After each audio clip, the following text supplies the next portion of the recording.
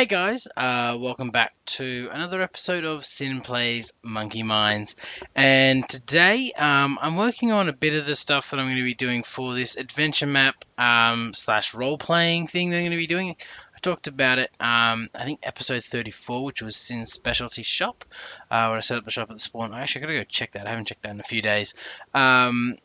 But what I've been looking at is I'm thinking of using books as keys. That's a very important thing. So I had a wonderful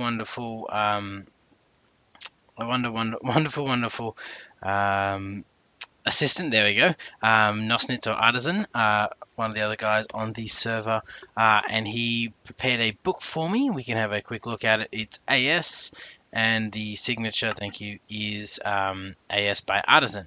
Now, I've done the exact same thing with pretty much all the books that I own. Well, not all the books that I own. I've done the same thing with the books that I have. So, as you can see here, you've got AS by Sinful. So, you would have thought that these would stack, but because of the owner, they won't stack. So, or who it's signed by, that is a different character value or different value to give to the book. But however, I can stack books of the same kind, and using a hopper sorting system like so, it works pretty easily.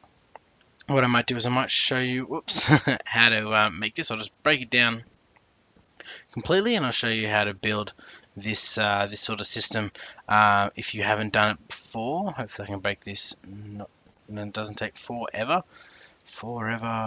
So the idea behind this is we're using a system here to bring in the items and stack the items until I get to a certain point at which it outputs a signal, and that signal will unlock the hopper until that block leaves the hopper. And once that block has left the hopper, it will lock again this hopper here and let it go in. So the idea here is we're going to go up like so, and we're going to go like that. And I think all I need to do is have one there. So the idea here is we're going to use a comparator, and the comparator is going to judge how many items are in the hopper. And then what we're going to do is we're out of the hopper, so we're going to produce one item, and then we're going to produce another item.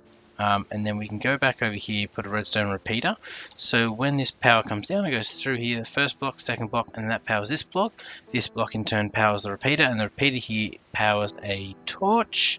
And there we go, so that torch. And then when a torch is on, that'll give a signal to the hopper, which will stop the flow of items. All items into it and out of it.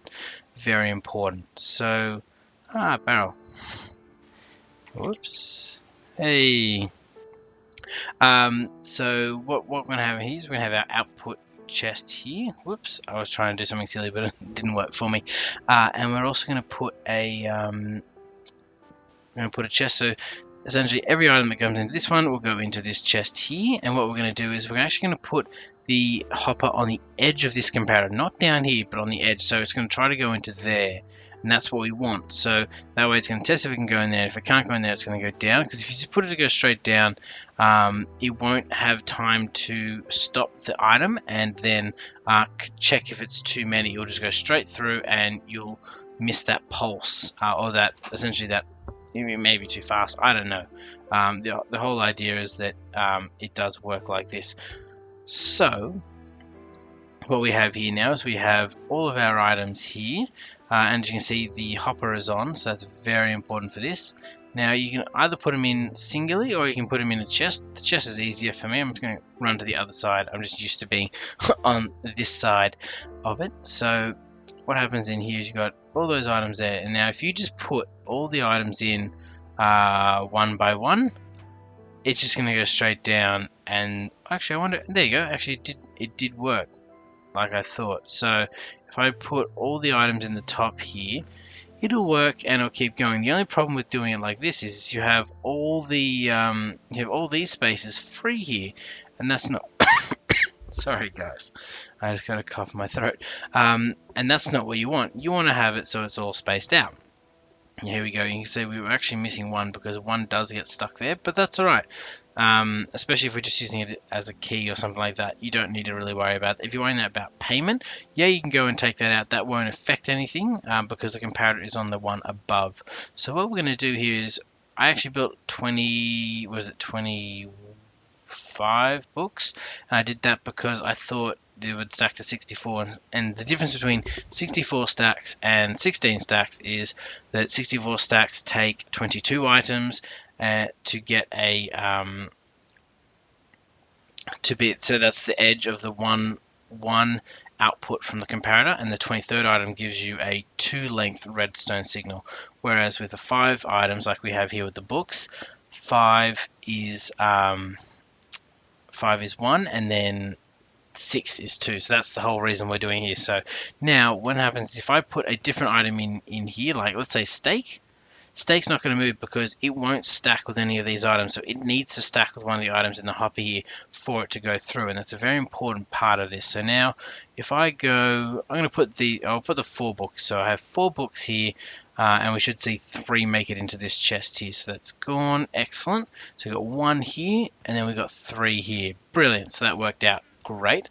Now what we can do here is we can say, now I've got the steak in there, now I've got artisan's book. Oh look, it doesn't move. And that's the whole premise of this, of how this system is going to work, is it's a key system so that only the books that one player makes will actually work and set it off. And the whole point here is that we can use this so as this works, as it sends out a pulse, that can trigger a door, a payment, or letting out an item or something like that, or triggering some sort of event, and that's what I'm going to be using. So this is sort of an introduction to what's going to be happening in the thing. So there'll be there'll be a item of value, and it doesn't matter where you put these books in this chest, how you put them in this chest, it'll keep going. So this is just sort of an idea of how it's going to work in the upcoming adventure role-playing map or role-playing event that I'm doing, and I wanted to give the players on the server an idea of how it's going to work, and also to everyone else, because I have not seen books being used as a map, and I'd definitely like to bring it out and show everyone. So yeah, I'm going to reduce this as a Sin Plays MonkeyMines video. There we go, and see how it goes. So yeah, guys, if you'd like this video and you would like to see more, please subscribe. Thumbs up always helps. And yeah, if you really like this, or you have any other applications, if the way I can improve it, please chuck it in the comments below. That would be great. And yeah, guys, as always, have a good day. Sin out.